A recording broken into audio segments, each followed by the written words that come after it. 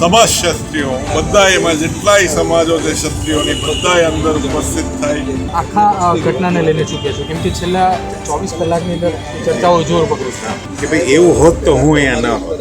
ક્ષત્રિય સમાજ એક મંચ ઉપર થઈ રહ્યો છે અને આ મંચનું નામ આપવામાં આવ્યું છે સમસ્ત ક્ષત્રિય શક્તિ અસ્મિતા મંચ. મારી સાથે ગોંડલ સ્ટેટ અને કાઠી સ્ટેટ બંને એક સાથે છે, તેમની સાથે વાત કરવી છે. બાબુ, એક મંચની શરૂઆત છે, આવતીકાલે ભવ્યથી ભવ્ય આયોજન છે. ભાવનગર સ્ટેટ પણ આવી ચૂક્યા છે અને તેમણે પણ કહ્યું છે કે આ મંચ ઉપર તમામ લોકોને આમંત્રિત છે, જ્યાં આવે તે બધાનું સ્વીકાર્ય છે. શું કહેશો? કેટલી હર્ષની લાગણી સમાજ એક થઈ રહ્યો છે.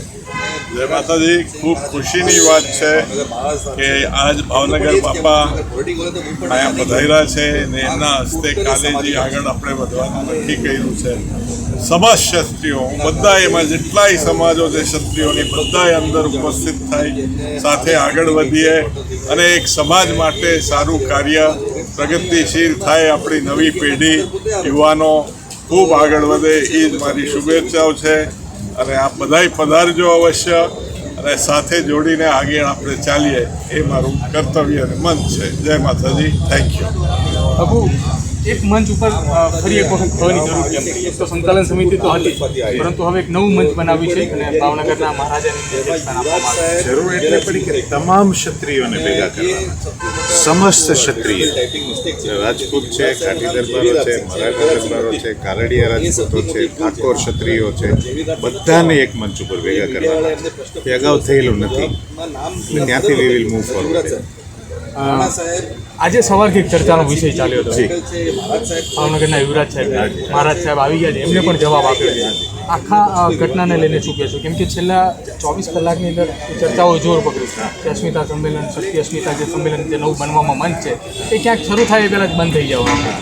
એ તો શક્ય જ નહોતું અને કોઈ આમનું ગિલોલ ફેંકે છે એટલે એવું બનતું જ નહોતું અને આમના શબ્દોમાં જરાક મિસઅન્ડરસ્ટેન્ડિંગ થયેલું હોય એવું લાગે છે મને.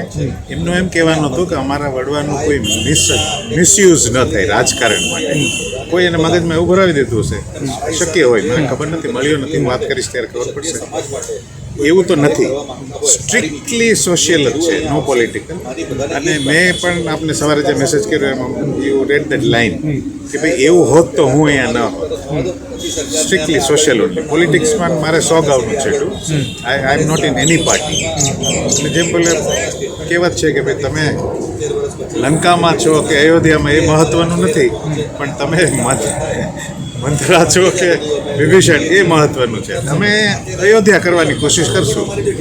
એમને મનાવવામાં આવશે આવનારા સમયની અંદર કે એમની સાથે વાતચીત કરવામાં આવશે કે આ માત્ર ને માત્ર સામાજિક પ્રસંગ છે, આ રાજકીય કોઈ પ્રસંગ નથી. યુવરાજ સાહેબને વાતચીત, હા, એ તો ક્લેરિફિકેશન થઈ ગયું છે. એને મનાવવાનો કોઈ સવાલ નથી. હા, એને એ જ અશ્યોરન્સ જોતો હતો કે રાજકીય નથી. એ રાજકીય નથી તો હવે જગજાહેર વાત છે. બિલકુલ. બાપુ, એક સવાલ આપણે પૂછવો હતો. ગોંડલના મહારાજા જે છે એ આવી પહોંચ્યા, ભાવનગરના મહારાજા આવી ચૂક્યા છે અને ભાવનગરના યુવરાજ સાહેબ જે છે એ યુથ આઇકોન છે. જો સમાજને સાથે યુથ આઇકોનને લઈને નીકળીએ તો ક્ષત્રિય સમાજના યુવાનો જે છે, જે નવી પેઢી છે, એમનામાંથી ઘણું બધું શીખવા જેવું છે. એને લઈને શું કહેતું? અવશ્ય હું તો ઈચ્છું છું ને એકચ્યુઅલી જ્યારે આગળ જઈને એ જોશે કે આ કાર્યક્રમમાં કોઈ બી પોલિટિકલ મહત્વ જ નથી ને કોઈ બી જગ્યા નથી, પોતે રૂબરૂ હાજર થઈને જોડાશે એમાં તો હું અવશ્ય જાણું છું. કારણ કે એ ઈચ્છે છે કે આપણી યુવા પેઢી આગળ વધે ને એના માટે એ પોતે મહેનત કરતા હોય છે. એ જરૂર જોડાશે. આ પોસ્ટ મૂકવા પાછળ કોઈ ચર્ચા, તમારી વાતચીત થઈ હતી યુવરાજ સાહેબ સાથે કે કેમ મૂકી આવી પોસ્ટ, અથવા એમને કોઈ કહેવામાં આવ્યું એવું કંઈ હોય શકે? ઇનામભાઈ, એવું તો કાંઈ ચર્ચા નથી થઈ, બટ અગર પોસ્ટ આપ જો એમાં બહુ ક્લિયરલી એમે ખાલી એ મેન્શન કરેલું છે કે મારા વધારાનો કોઈ પોલિટિકલ યુઝ ન થાય અને હું બાકી સમાજ જોડે છું, એ તો બહુ ક્લિયરલી લખેલું છે. એમાં કંઈ સવાલ જ નથી પોતાનો. તો આ હતા ગોંડલ સ્ટેટ અને કાઠી સ્ટેટ બંને સાથે આપણે વાત કરી. બંનેનું કહેવું છે કે સમાજ એક થઈ રહ્યો છે સમાજના યુવાનોના પ્રશ્નો માટે, આવનારું ભવિષ્ય સુધરે એ માટે. અને યુવરાજ સાહેબને લઈને જ્યારે સવાલ કર્યો ત્યારે યુવરાજ સાહેબને એ શંકા હતી કે એમના વડવાઓને ક્યાંક આખો સમાજ એકત્રિત થઈ રહ્યો છે કે જે રાજકીય તરફ ખેંચી ના જાય, પરંતુ સમાજના હિત માટેનું નવું પ્લેટફોર્મ છે. માત્ર સમાજના મુદ્દાઓ ચર્ચા થશે, ન કે રાજકીય મુદ્દાને લઈને. કેમેરા પર્સન શુભમ પ્રજાપતિની સાથે પ્રદીપ કચિયા, ન્યૂઝરૂમ ગુજરાત, અમદાવાદ.